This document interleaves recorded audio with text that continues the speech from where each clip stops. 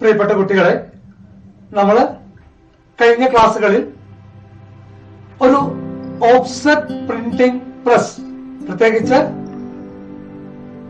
എങ്ങനെയൊക്കെയാണ് ഒരു offset printing പ്രസിനെ classify ചെയ്യുക എന്ന് നമ്മൾ കണ്ടു. കൂടാതെ ഈ ക്ലാസിഫിക്കേഷൻ പ്രകാരം ഏതൊക്കെ തരത്തിൽ വ്യത്യസ്തങ്ങളായ ഓഫ്സെറ്റ് പ്രിന്റിംഗ് പ്രസ്സുകൾ നമുക്ക് നിലവിലുണ്ട് എന്നതിനെ കുറിച്ച് നമ്മൾ കണ്ടു കഴിഞ്ഞു. ഷീറ്റ് ഫെഡ്, വെബ് ഓഫ്സെറ്റ് എന്നിങ്ങനെ നമ്മൾ പേപ്പറുകളെ രണ്ടായി തരംതിരിച്ചു. ഈ ഒരു തരംതിരിവ് പേപ്പറിലേക്ക് ഫീഡ് ചെയ്യപ്പെടുന്ന പേപ്പറുകളുടെ സ്വഭാവത്തിനനുസരിച്ച്, അല്ലെങ്കിൽ പ്രസ്സിലേക്ക് ഫീഡ് ചെയ്യപ്പെടുന്ന പേപ്പറുകളുടെ സ്വഭാവത്തിനനുസരിച്ചാണ് നമ്മൾ ഇത്തരത്തിൽ പ്രസ്സുകളെ വേർതിരിച്ചെടുത്തത്. പിന്നീട് offset duplicator, offset printing press, perfecting printing press, multi colour offset printing press എന്നിങ്ങനെ ഒട്ടനവധി വേർതിരിവുകൾ അല്ലെങ്കിൽ പ്രസ്സുകളുടെ ക്ലാസിഫിക്കേഷൻ നമ്മൾ കണ്ടു കഴിഞ്ഞു. ഇനി തുടർന്ന് വരുന്ന ക്ലാസ്സുകളിൽ നമ്മൾ ചർച്ച ചെയ്യാൻ പോകുന്നത് ഒരു ഷീറ്റ് ഫെഡ് ഓഫ്സെറ്റ് പ്രിന്റിംഗ് പ്രസിന്റെ വർക്കിംഗ് പ്രിൻസിപ്പിൾ എന്താണെന്നും അതുപോലെ തന്നെ ഏതൊക്കെയാണ് ഒരു ഷീറ്റ് ഫെഡ് ഓഫ്സെറ്റ് പ്രിന്റിംഗിന്റെ വ്യത്യസ്തങ്ങളായ ഭാഗങ്ങൾ എന്നുമാണ്. ഏതൊരു ഷീറ്റ് ഫെഡ് ഓഫ്സെറ്റ് പ്രിന്റിംഗ് പ്രസ്സും പ്രവർത്തിക്കണമെങ്കിൽ കൃത്യമായി പ്രവർത്തിക്കുന്ന 4 യൂണിറ്റുകൾ അതിലുണ്ടാവണം. അവ ഇൻഫീഡ് യൂണിറ്റ്, രജിസ്ട്രേഷൻ യൂണിറ്റ്, കൂടാതെ പ്രിന്റിംഗ് യൂണിറ്റ്, ഡെലിവറി യൂണിറ്റ് എന്നിങ്ങനെയാണ്. ഈ യൂണിറ്റുകളുടെ പ്രവർത്തനം കൂടാതെ ഒരു ഓഫ്സെറ്റ് പ്രിന്റിംഗ് പ്രസിന്റെ, പ്രത്യേകിച്ച് ഒരു ഷീറ്റ് ഫെഡ് ഓഫ്സെറ്റ് പ്രിന്റിംഗ് പ്രസിന്റെ വർക്കിംഗ് പ്രിൻസിപ്പിൾ, അതെങ്ങനെയാണ് പ്രവർത്തിക്കുന്നത്, ഏത് തത്വത്തിനനുസരിച്ചാണ് ആ പ്രസ് പ്രവർത്തിക്കുക എന്നതുകൂടി നമ്മൾ ഈ ഒരു ക്ലാസ്സിൽ ചർച്ച ചെയ്യാൻ പോവുകയാണ്.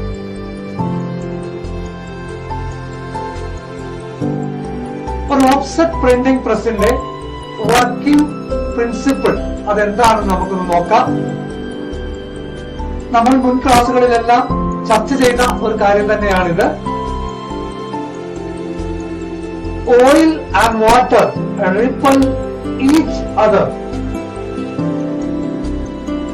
വെള്ളവും എണ്ണയും പരസ്പരം കൂടിക്കലരില്ല എന്ന തത്വം അനുസരിച്ചാണ് ഒരു ഓഫ്സെറ്റ് പ്രിന്റിംഗ് പ്രസ് പ്രവർത്തിക്കുക. അല്ലെങ്കിൽ നമ്മൾ മുൻപ് അതിന്റെ ഡെഫിനിഷൻ പഠിച്ചു, നിങ്ങൾ ഓർക്കുന്നുണ്ടാവും. Oil and water do not mix together എന്ന പ്രിൻസിപ്പിൾ, അല്ലെങ്കിൽ oil and water repel each other എന്ന പ്രിൻസിപ്പിൾ അനുസരിച്ചാണ് സാധാരണഗതിയിൽ ഒരു ഓഫ്സെറ്റ് പ്രിന്റിംഗ് പ്രസ് അത് പ്രവർത്തിക്കുക. ഈ ഒരു പ്രിന്റിംഗ് പ്രോസസ്, പ്രത്യേകിച്ച് ലിത്തോഗ്രാഫിക് പ്രിന്റിംഗ് പ്രോസസ്, അത് കണ്ടുപിടിച്ചത് അലോയ്സ് സെന്നിഫീൽഡർ എന്ന് പറയുന്ന വ്യക്തിയാണ്. 1798 അലോയ്സ് സെന്നിഫീൽഡർ ഈ ഒരു പ്രിന്റിംഗ് പ്രോസസ് കണ്ടുപിടിച്ചത്. അലോയ്സ് സെന്നിഫീൽഡർ 1798 കണ്ടുപിടിക്കപ്പെട്ട ലിത്തോഗ്രാഫിക് പ്രിന്റിംഗ് പ്രോസസിന്റെ ചുവട് പിടിച്ചാണ് നമ്മൾ ഇന്ന് ഉപയോഗിക്കുന്ന ഓഫ്സെറ്റ് പ്രിന്റിംഗ് രീതികളെല്ലാം നടന്നു വരുന്നത്. മറ്റൊരു കാര്യം, ഈ ഒരു പ്രിന്റിംഗ് പ്രോസസ്സിൽ, പ്രത്യേകിച്ച് അലോയ്സ് സെന്നിഫീൽഡർ കണ്ടുപിടിച്ച ലിത്തോഗ്രാഫിക് പ്രിന്റിംഗ് പ്രോസസ്സിൽ വളരെ വലിയ ഒരു മാറ്റം വരുത്തിക്കൊണ്ട് ഇന്നത്തെ ഓഫ്സെറ്റ് അച്ചടിയാക്കി അതിനെ മാറ്റിയത് ഇറാ വാഷിംഗ്ടൺ റൂബൻ എന്ന് പറയുന്ന ജർമ്മൻകാരൻ 1903 കാലഘട്ടത്തിലാണ്. അപ്പൊ 2 വ്യക്തികളുടെ മഹത്തരമായ പ്രവർത്തനങ്ങളുടെ ഫലമായിട്ടാണ് ഇന്ന് നമ്മൾ കാണുന്ന ഓഫ്സെറ്റ് അച്ചടി ഈ രൂപത്തിൽ നമ്മുടെ മുൻപിൽ ഡെവലപ്പ് ചെയ്തു വന്നത്.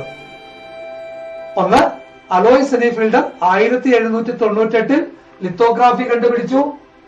പിന്നീട് ഇറാ വാഷിംഗ്ടൺ റൂബൻ 1903 ഓഫ്സെറ്റ് അച്ചടിയും കണ്ടുപിടിച്ചു. ഇതിൽ ഇറാ റൂബൻ അദ്ദേഹത്തിന്റെ മുഖ്യമായ ഒരു കോൺട്രിബ്യൂഷൻ എന്ന് പറയുന്നത് പ്ലേറ്റ് സിലിണ്ടറിന്റെയും ഇംപ്രഷൻ സിലിണ്ടറിന്റെയും ഇടയിലായി ബ്ലാങ്കറ്റ് എന്ന പേരിൽ അറിയപ്പെടുന്ന ഒരു സിലിണ്ടർ കണ്ടുപിടിച്ചു എന്നുള്ളതാണ്. അങ്ങനെയാണ് ഓഫ്സെറ്റ് അച്ചടിക്ക് തുടക്കമായത്.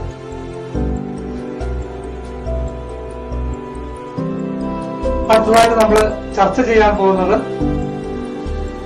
ഒരു ഓഫ്സെറ്റ് പ്രിന്റിംഗ് പ്രസിന്റെ വ്യത്യസ്തമായ ഭാഗങ്ങളെ കുറിച്ചാണ്.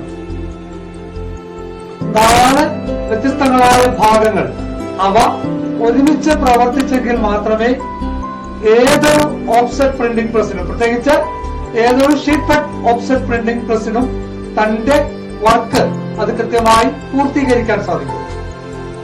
ഇങ്ങനെയുള്ള 4 വർക്കിംഗ് യൂണിറ്റുകൾ അല്ലെങ്കിൽ 4 ഓപ്പറേറ്റിംഗ് യൂണിറ്റുകൾ, അവ ഏതാണെന്ന് നമുക്കൊന്ന് പരിശോധിക്കാം. ഒന്നാമത്തെ ഒരു ഓഫ്സെറ്റ് ഷീറ്റ് ഫെഡ് പ്രിന്റിംഗ് പ്രസിന്റെ ഒന്നാമത്തെ യൂണിറ്റ് ആണ് ഫീഡർ യൂണിറ്റ്. Feeder unit. രണ്ടാമത്തേത് registration unit. 3 printing unit. 4 delivery unit. ഇങ്ങനെ 4 ഭാഗങ്ങളായി ഏതൊരു ഷീറ്റ് ഫെഡ് ഓഫ്സെറ്റ് പ്രിന്റിംഗ് പ്രസിനെയും നമ്മൾ വേർതിരിച്ചെടുത്തിരിക്കുന്നു. Feeder unit, registration unit, printing unit, delivery unit. Feeder unit പ്രസിലേക്ക് പേപ്പറിനെ കൃത്യമായി എത്തിക്കുന്നു. രജിസ്ട്രേഷൻ യൂണിറ്റ് കൃത്യമായ പ്രിന്റിംഗ് പൊസിഷനിലേക്ക് ആ പേപ്പറിനെ ക്രമപ്പെടുത്തിയെടുക്കുന്നു. പ്രിന്റിംഗ് യൂണിറ്റിൽ വെച്ച് ഇമേജ് ട്രാൻസ്ഫർ എന്ന പ്രോസസ് കൃത്യമായി നടത്തപ്പെടുന്നു. ഡെലിവറി യൂണിറ്റ് അച്ചടിച്ച് പുറത്തേക്ക് വരുന്ന പേപ്പറിനെ സ്വീകരിക്കുന്നു.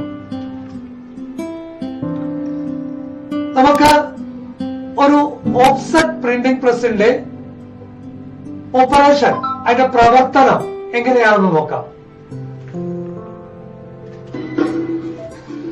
ഏതൊരു ഓഫ്സെറ്റ് പ്രിന്റിംഗ് പ്രസ് ആണെങ്കിലും എൻഫീഡ് യൂണിറ്റിൽ നിന്നും ഫീഡർ മെക്കാനിസം അത് ഉയർത്തിയെടുത്തു കൊടുക്കുന്ന പേപ്പറുകൾ അവ കൃത്യമായി രജിസ്ട്രേഷൻ ബോർഡിലേക്ക് എത്തപ്പെടുന്നു. സക്കറുകൾ, ഫീഡർ മെക്കാനിസത്തിലെ സക്കറുകൾ എന്ന് പറയപ്പെടുന്ന ഉപകരണം, അവ പേപ്പറുകൾ ഉയർത്തിയെടുത്ത് രജിസ്ട്രേഷൻ ബോർഡിലേക്ക് കൊടുക്കുന്നു. നിങ്ങൾ കാണുന്നുണ്ട്, രജിസ്ട്രേഷൻ ബോർഡിലൂടെ പേപ്പറുകൾ കൃത്യമായി മുന്നോട്ട് നീങ്ങുന്നു. കൺവെയർ ബെൽറ്റുകൾ അതുപോലുള്ള മറ്റു ഉപകരണങ്ങളെല്ലാം രജിസ്ട്രേഷൻ ബോർഡിലൂടെ പേപ്പറിനെ കൃത്യമായി മുന്നോട്ട് കടത്തിക്കൊണ്ടുപോകുന്നു. പിന്നീട് പ്രിന്റിംഗ് യൂണിറ്റിലൂടെ കടന്നു വരുന്ന പേപ്പറുകൾ ഡെലിവറി യൂണിറ്റിലേക്ക് എത്തിച്ചേരുന്നു. ഡെലിവറി ഫയൽ ബോർഡിൽ അവ കൃത്യമായി വന്ന് വീഴുന്നു. അപ്പോൾ ഒരു ഭാഗത്തൂടെ കടന്നു വരുന്ന പേപ്പറുകൾ അച്ചടിച്ച് ഡെലിവറി ഫയൽ ബോർഡിൽ വന്ന് കൃത്യമായി വീഴുന്നു. ഞാൻ നേരത്തെ സൂചിപ്പിച്ചു, ഈ 4 യൂണിറ്റുകൾ, പ്രത്യേകിച്ച് feeding unit, registration unit, printing unit, delivery unit, ഈ 4 യൂണിറ്റുകളുടെയും കൃത്യമായ പ്രവർത്തനത്തിലൂടെ മാത്രമേ നമുക്ക് അച്ചടി പൂർത്തീകരിക്കാൻ സാധിക്കുകയുള്ളൂ. നമുക്ക് ഇനി ഒരു ഫീഡർ യൂണിറ്റ് എന്താണെന്ന് നോക്കാം.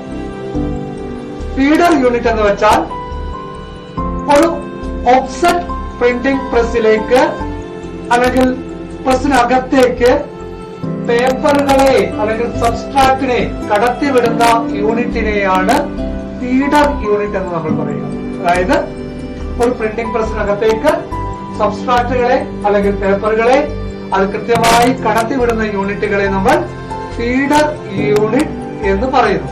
ഒന്നാമത്തെ യൂണിറ്റ് ഫീഡർ യൂണിറ്റ് ആണ്.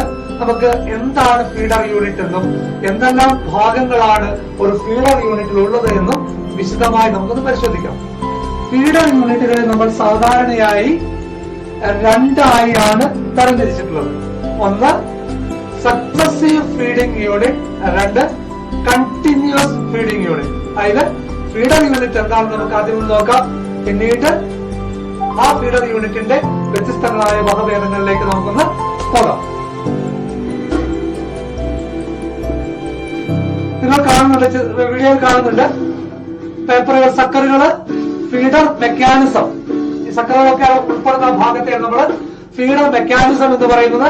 ഈ ഫീഡർ മെക്കാനിസത്തിൽ നിന്നും പേപ്പറുകൾ നേരെ രജിസ്ട്രേഷൻ യൂണിറ്റിലേക്ക് പോകുന്നു. അതായത് കൃത്യമായി പേപ്പറുകളെ ഉയർത്തിയെടുത്ത് പ്രിന്റിംഗ് പ്രസ്സിനകത്തേക്ക് കൊടുക്കുന്ന ഭാഗത്തെയാണ് നമ്മൾ ഫീഡർ യൂണിറ്റ് അല്ലെങ്കിൽ ഫീഡർ മെക്കാനിസം എന്ന് പറയുക. ഈ മെക്കാനിസം, ഇതിനകത്തുള്ള പ്രവർത്തിക്കുന്ന ഈ ഒരു ഭാഗം, ഇവ കൃത്യമായി പേപ്പറുകളെ ഉയർത്തിയെടുത്തിട്ട് പ്രസ്സിനകത്തേക്ക് നീട്ടിക്കൊടുക്കുന്നു. ഇത്തരത്തിലുള്ള ഫീഡർ മെക്കാനിസം അല്ലെങ്കിൽ ഫീഡർ യൂണിറ്റുകൾ അവ ഷീറ്റ് ഫെഡ് ഓഫ്സെറ്റ് പ്രിന്റിംഗ് പ്രസ്സുകളിൽ രണ്ട് തരത്തിലാണുള്ളത്. ഒന്ന് സക്സസീവ് ഫീഡിംഗ് സിസ്റ്റം. എന്താണ് സക്സസീവ് ഫീഡിംഗ് സിസ്റ്റം? ഓരോരോ പേപ്പറുകളായി പ്രസ്സിനകത്തേക്ക് പേപ്പറുകൾ കടന്നു പോകുന്നുണ്ട് എങ്കിൽ അവയെ നമ്മൾ സക്സസീവ് ഫീഡിംഗ് സിസ്റ്റം എന്ന് പറയുന്നു. രണ്ട്, ഒരു സമയം തന്നെ ഒന്നിലധികം പേപ്പറുകൾ ഒന്നിനു മുകളിൽ ഒന്നായി ഒരു തിരമാല പോലെ അല്ലെങ്കിൽ ഒരു സ്ട്രീമായി പേപ്പറുകൾ രജിസ്ട്രേഷൻ ബോർഡിലേക്ക് കടന്നു പോകുന്നുണ്ട് എങ്കിൽ അത്തരം പേപ്പറുകളെ നമ്മൾ അല്ലെങ്കിൽ അത്തരം ഫീഡിംഗ് സംവിധാനത്തെ നമ്മൾ കണ്ടിന്യൂസ് ഫീഡിംഗ് സംവിധാനം എന്നും വിളിക്കുന്നു. നമുക്ക് എന്താണ് സക്സസീവ് ഫീഡിംഗ് സംവിധാനം എന്ന് നോക്കാം. ഞാൻ നേരത്തെ സൂചിപ്പിച്ചു നിങ്ങളോട്, ഓരോരോ പേപ്പറുകളായി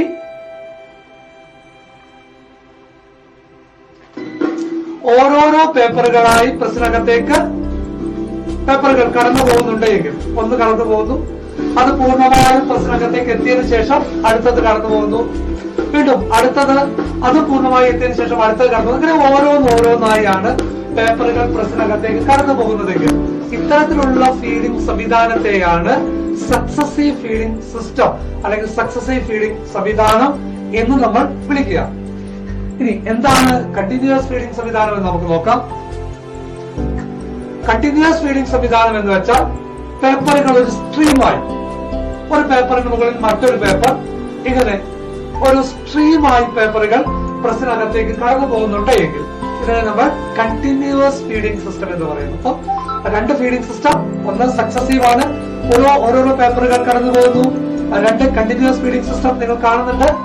ഒരു പേപ്പർ, അതിന് മുകളിൽ മറ്റൊരു പേപ്പർ, അതിന് മുകളിൽ മറ്റൊരു, 3-4 പേപ്പറുകൾ ഒരേ സമയത്ത് പ്രസ്സിനകത്തേക്ക് കടന്നു പോകുന്നു. നേരത്തെ നമ്മൾ കണ്ടത് ഓരോരോ പേപ്പറുകൾ കടന്നു പോകുന്നതാണ് എങ്കിൽ ഇവിടെ ഓരോരോ പേപ്പറുകൾക്ക് പകരമായി ഒരുപാട് പേപ്പറുകൾ, ഒന്നിലധികം പേപ്പറുകൾ ഒരു തിരമാല പോലെ, ഒരു അല പോലെ, ഒരു സ്ട്രീമായി, ഒരു കണ്ടിന്യൂസ് ആയിട്ട് പേപ്പറുകൾ പ്രസ്സിനകത്തേക്ക് കടന്നു പോകുന്നു. ഈ ഫീഡിംഗ് സംവിധാനത്തെയാണ് നമ്മൾ കണ്ടിന്യൂസ് ഫീഡിംഗ് സിസ്റ്റം എന്ന് വിളിക്കുക. ഇനി നമുക്ക് ഒരു ഫീഡിംഗ് സംവിധാനത്തിന്റെ ഭാഗങ്ങൾ, എന്തെല്ലാം യൂണിറ്റുകൾ അടങ്ങുന്നതാണ് ഒരു ഫീഡിംഗ് സംവിധാനം എന്ന് നോക്കാം. ഏതൊരു ഫീഡിംഗ് യൂണിറ്റിന്റെയും ഏറ്റവും പ്രധാനപ്പെട്ട ഭാഗങ്ങളിലൊന്നാണ് പയൽ ഫീഡർ എന്ന് വെച്ചാൽ. എന്താ പയൽ ഫീഡർ? Feeding mechanism. പേപ്പറുകളെ പ്രസ്സിനകത്തേക്ക് കൃത്യമായി കടത്തിക്കൊണ്ടു പോകുന്ന ആ സിസ്റ്റത്തെയാണ് പയൽ ഫീഡർ എന്ന് നമ്മൾ വിളിക്കുക. സക്കറുകളും അതുപോലെ തന്നെ ബ്ലോവേഴ്സും എല്ലാം ഉൾപ്പെടുന്ന ആ ഒരു ഫീഡിംഗ് സംവിധാനമാണ് പേപ്പറുകളെ പ്രിന്റിംഗ് യൂണിറ്റിൽ നിന്നും, ചിത്രത്തിൽ കാണുന്ന എല്ലാം ഉണ്ട് അല്ലെ, പേപ്പറുകളുണ്ട്, സക്കറുകളുണ്ട്, board, registration board, pile board, എല്ലാ സംവിധാനങ്ങളും അടങ്ങുന്ന ഈ ഒരു യൂണിറ്റ്, ഇതാണ് പേപ്പറുകളെ കൃത്യമായി രജിസ്ട്രേഷൻ യൂണിറ്റിലേക്ക് എത്തിക്കാൻ നമ്മളെ സഹായിക്കാം. ഈ ഒരു സംവിധാനത്തെ നമ്മൾ പയൽ ഫീഡർ എന്ന് വിളിക്കുന്നു. അടുത്ത നമുക്ക് എന്താണെന്ന് നോക്കാം.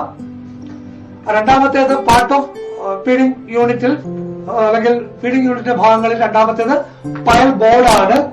പയൽ ബോർഡ് നിങ്ങൾക്കറിയാം, ഒരു പേപ്പർ ആരോ മാർക്ക് ഞാൻ കാണിച്ചിട്ടുണ്ട്, നിങ്ങൾ കാണുന്നുണ്ടോ? ആരോ മാർക്കിലേക്ക് നോക്കി നിങ്ങൾക്കറിയാം, പേപ്പറിനെ കൃത്യമായി അടുക്കി വെക്കാൻ വേണ്ടി നമ്മൾ തയ്യാറാക്കിയിരിക്കുന്ന ആ ബോർഡിനെയാണ്, മരം കൊണ്ടോ ഇരുമ്പ് കൊണ്ടോ മെറ്റൽ കൊണ്ടോ ഒക്കെ നമ്മൾ നിർമ്മിച്ചിരിക്കുന്ന ആ ബോർഡിനെയാണ് നമ്മൾ പയൽ ബോർഡ് എന്ന് പറയുക.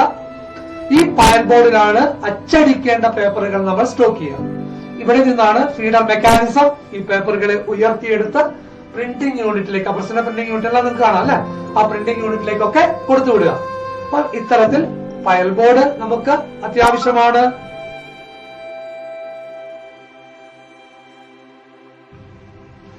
ഒരു ഫീഡിംഗ് യൂണിറ്റിന്റെ ഭാഗങ്ങളുമായി ബന്ധപ്പെട്ട് അടുത്തായിട്ട് നമ്മൾ ചർച്ച ചെയ്യാൻ പോകുന്നത് പയൽ ഹൈറ്റ് ഗവർണറെ കുറിച്ചാണ്. ഒരു പയൽ ഹൈറ്റ് ഗവർണർ എന്താണെന്ന് നിങ്ങൾക്കറിയാം. നമുക്കറിയാം, അച്ചടിക്കുന്ന സമയത്ത് ഏറ്റവും പേപ്പർ പയലിന്റെ ഏറ്റവും മുകളിലുള്ള പേപ്പറുകൾ പ്രസ്സിനകത്തേക്ക് നീങ്ങി പോകുമ്പോൾ സ്വാഭാവികമായിട്ടും പയലിന്റെ ഹൈറ്റ് താഴ്ന്നു പോകും. ഇങ്ങനെ താഴ്ന്നു പോയി കഴിഞ്ഞാൽ ഒരു പരിധിയിൽ എത്തിക്കഴിഞ്ഞാൽ സക്കറുകൾക്ക് പിന്നീട് പേപ്പറുകളെ ഉയർത്തിയെടുക്കാൻ സാധിക്കാതെ വരും. ഈ സമയത്ത് പേപ്പറുകളെ ഓട്ടോമാറ്റിക് ആയിട്ട് മുകളിലേക്ക് ഉയർത്തി കൊടുക്കുന്ന രജിസ്ട്രേഷൻ നമ്മുടെ ഫയൽ ബോർഡ് അടക്കമുള്ള സംവിധാനത്തെ പൂർണ്ണമായും മുകളിലേക്ക് ഉയർത്തി കൊടുക്കുന്ന സംവിധാനത്തെ, ഓട്ടോമാറ്റിക് സംവിധാനത്തെയാണ് ഫയൽ ഹൈറ്റ് ഗവർണർ എന്ന് നമ്മൾ വിളിക്കുക.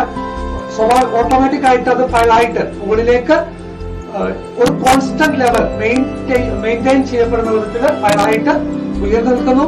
അവിടെ നിന്ന് ടോപ്പ് ഷീറ്റിനെ വീണ്ടും സക്കറുകൾക്ക് സുഖമായിട്ട് ഉയർത്തിക്കൊണ്ടു പോകാൻ സാധിക്കും. ഒരു കുറച്ച് പേപ്പറിൽ ഉയർന്നു പോയി കഴിയുമ്പോൾ സക്കറുകൾക്ക് എത്താതാവുന്ന അല്ലെങ്കിൽ പിടിക്കാനാവാത്ത സാഹചര്യത്തിൽ ഓട്ടോമാറ്റിക് ആയിട്ട് ഫയൽ ഹൈറ്റ് മുകളിലേക്ക് ഉയരുന്നു. ഇത്തരത്തിൽ ഫയൽ ഹൈറ്റുകളെ കൺട്രോൾ ചെയ്ത് ഉയർത്തിക്കൊണ്ട് വരുന്ന സംവിധാനമാണ് ഫയൽ ഹൈറ്റ് ഗവർണർ. അടുത്ത സക്കർ ഫുട്ടാണ്. നിങ്ങൾക്കറിയാം സക്കർ ഫുട്ട് എന്താണെന്ന്. രജിസ്ട്രേഷൻ ബോർഡിലേക്ക് പേപ്പറുകളെ ഉയർത്തിയെടുത്ത് നീട്ടിക്കൊടുക്കുന്ന സംവിധാനമാണ് സക്കർ ഫുട്ട് എന്ന് പറയുന്നത്. ചിത്രത്തിൽ നിങ്ങൾ കാണുന്നുണ്ട് സക്കറുകൾ. ഇവയാണ് സക്കേഴ്സ്. ഈ സക്കറുകളാണ് പേപ്പറുകളെ ഉയർത്തിയെടുത്ത് രജിസ്ട്രേഷൻ ബോർഡിലേക്ക് കൊടുക്കുക. സാധാരണഗതിയിൽ രണ്ടു തരത്തിലുള്ള സക്കറുകളാണ് ഉള്ളത്. Lifting sucker.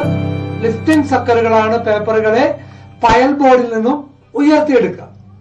രണ്ടാമത്തേത് ഫോർവേഡിംഗ് സക്കറാണ്. ഇങ്ങനെയുള്ള ഫോർവേഡിംഗ് സക്കറുകൾ ലിഫ്റ്റിംഗ് സക്കറുകൾ ഉയർത്തിയെടുക്കുന്ന പേപ്പറുകളെ മുന്നോട്ട് നീട്ടി രജിസ്ട്രേഷൻ ബോർഡിലേക്ക് കൊടുക്കുന്നു. അപ്പൊ ഇങ്ങനെ രണ്ടു തരത്തിലുള്ള സക്കർ ഫുഡ്സ് ഉണ്ട്. ഈ സക്കറുകളാണ് യഥാർത്ഥത്തിൽ പേപ്പറുകളെ പിടിച്ച് കൊണ്ടുവരിക, പേപ്പറുകളെ ഫയൽ ബോർഡിൽ നിന്ന് ഉയർത്തിയെടുക്കുക. അങ്ങനെ ഉയർത്തിയെടുക്കുന്ന പേപ്പറുകളെ ഫയൽ ബോർഡിൽ നിന്നും രജിസ്ട്രേഷൻ ബോർഡിലേക്ക് നീട്ടി എത്തിച്ചു കൊടുക്കുക. അപ്പുറത്ത് കാണുന്ന ചിത്രം നിങ്ങൾക്ക് കാണാൻ സാധിക്കുന്നുണ്ട്. ലിഫ്റ്റിംഗ് സക്കറുകളുണ്ട്, അതുപോലെ തന്നെ ഫോർവേഡിംഗ് സക്കറുകളുണ്ട്. ചില പ്രസ്സുകളിൽ ലിഫ്റ്റിംഗ് സക്കറുകൾ തന്നെയായിരിക്കും ഫോർവേഡിംഗ് സക്കറുകൾ.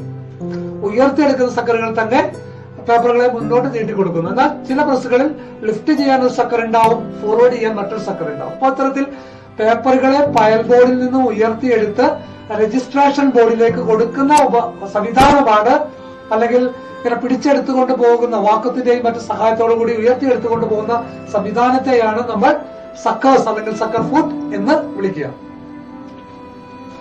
അടുത്തത് ഷീറ്റ് സെപ്പറേഷൻ ബ്ലോവേഴ്സ് ആണ്. എന്താ ഷീറ്റ് സെപ്പറേഷൻ ബ്ലോവർ?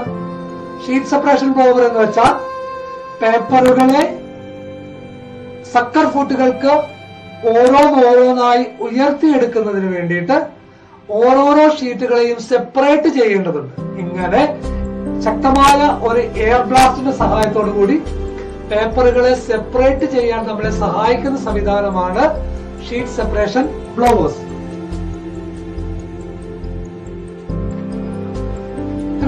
വീഡിയോ നിങ്ങൾ കാണുന്നുണ്ട്. ഈ വീഡിയോ നിങ്ങൾക്ക് ശ്രദ്ധിച്ചാൽ അറിയാം, അഡ്ജസ്റ്റ്മെന്റുകളൊക്കെ അദ്ദേഹം ചെയ്യുകയാണ്.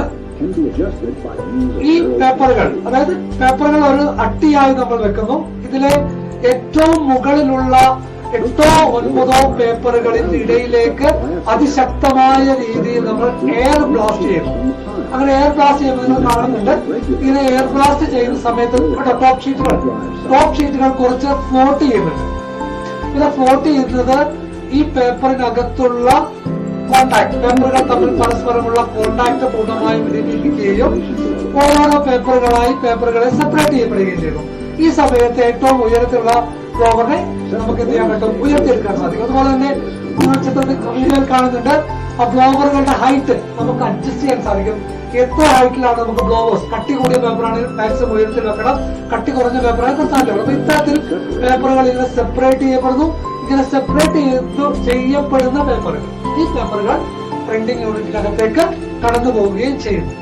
അപ്പൊ ഇത്രയും കാര്യങ്ങളാണ് നമുക്ക് ഈ ഒരു ഭാഗവുമായി ബന്ധപ്പെട്ട്, പ്രത്യേകിച്ച് ഇൻഫീഡ് യൂണിറ്റുമായി ബന്ധപ്പെട്ട് നമുക്ക് ചർച്ച ചെയ്യാനുള്ളത്. അപ്പോൾ എന്തെല്ലാം സംവിധാനങ്ങളാണുള്ളത് ഇൻഫീഡ് യൂണിറ്റിൽ? ഇൻഫീഡ് യൂണിറ്റിൽ ആദ്യമായിട്ടുണ്ടാവുക ഒരു ഫീഡർ സംവിധാനമാണ്. കൂടാതെ ഫയൽ ബോർഡ് ഉണ്ടാവണം, എയർ ബ്ലോവേഴ്സ് ഉണ്ടാവണം, ദെൻ സക്കർ ഫീറ്റുകൾ ഉണ്ടാവണം, ഫയൽ ഗവർണറുകൾ ഉണ്ടാവണം. ഇത്തരത്തിലുള്ള എല്ലാ ഉപകരണങ്ങളും കൃത്യമായി ഒരുപോലെ പ്രവർത്തിച്ചെങ്കിൽ മാത്രമേ കൃത്യമായ ഷീറ്റ് ട്രാൻസ്ഫർ നമുക്ക് അവിടെ നടത്താൻ സാധിക്കുകയുള്ളൂ. അപ്പൊ ഇത്തരത്തിൽ ഈ ഭാഗങ്ങളെല്ലാം കൃത്യമായി പ്രവർത്തിച്ചെങ്കിൽ മാത്രമേ കൃത്യമായ രൂപത്തിൽ അച്ചടി സാധ്യമാവുകയുള്ളൂ.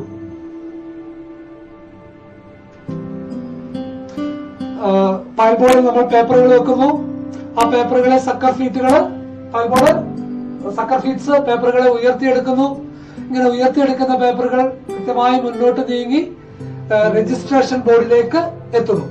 ഇത്രയും സംവിധാനങ്ങൾ പൈൽ ബോർഡ് നമ്മൾ അഡ്ജസ്റ്റ് ചെയ്ത് ഹൈറ്റിൽ അഡ്ജസ്റ്റ് ചെയ്ത് വെക്കുന്നു. പേപ്പറുകൾ പൈൽ ബോർഡിന് മുകളിലായി നമ്മൾ വെക്കുന്നു. സക്കർ ഫീറ്റുകൾ നമ്മൾ കൃത്യമായി വെക്കുന്നു. പേപ്പറുകൾ സെപ്പറേറ്റ് ചെയ്യുന്ന ബ്ലോവേഴ്സ് നമ്മൾ കൃത്യമായി വെക്കുന്നു. പിന്നീട് ഈ സക്കറുകളുടെ സഹായത്തോടുകൂടി പേപ്പറുകൾ മുന്നോട്ട് പോകുന്നു. പേപ്പറുകളുടെ ഹൈറ്റ് പൈൽ ഹൈറ്റ് കുറയുന്നതിനനുസരിച്ച് പൈൽ ഹൈറ്റ് ഗവർണർ പേപ്പറുകളുടെ ഹൈറ്റ് അഡ്ജസ്റ്റ് ചെയ്യുന്നു. ഇത്തരത്തിൽ നമ്മുടെ ഫീഡർ മെക്കാനിസം അല്ലെങ്കിൽ ഫീഡിംഗ് യൂണിറ്റ് കൃത്യമായി പ്രവർത്തിക്കുന്നുണ്ടെങ്കിൽ മാത്രമേ പേപ്പറുകൾ കൃത്യമായി രജിസ്ട്രേഷൻ ബോർഡിലേക്ക് എത്തുകയും നമുക്ക് കൃത്യമായി അച്ചടിക്ക് വേണ്ടി പേപ്പറുകളെ തയ്യാറാക്കാൻ സാധിക്കുകയും ചെയ്യുകയുള്ളൂ. അപ്പം ഇത്തരം കാര്യങ്ങൾ കൃത്യമായിട്ട് പഠിക്കാൻ വേണ്ടി ഓരോരുത്തരും ശ്രദ്ധിക്കുക. നമ്മൾ അടുത്ത ക്ലാസ്സിൽ രജിസ്ട്രേഷൻ യൂണിറ്റിനെ കുറിച്ച് അവിടെ ഉപയോഗിക്കുന്ന ഭാഗങ്ങളെ കുറിച്ച് ചർച്ച ചെയ്യാൻ പോകുന്നു.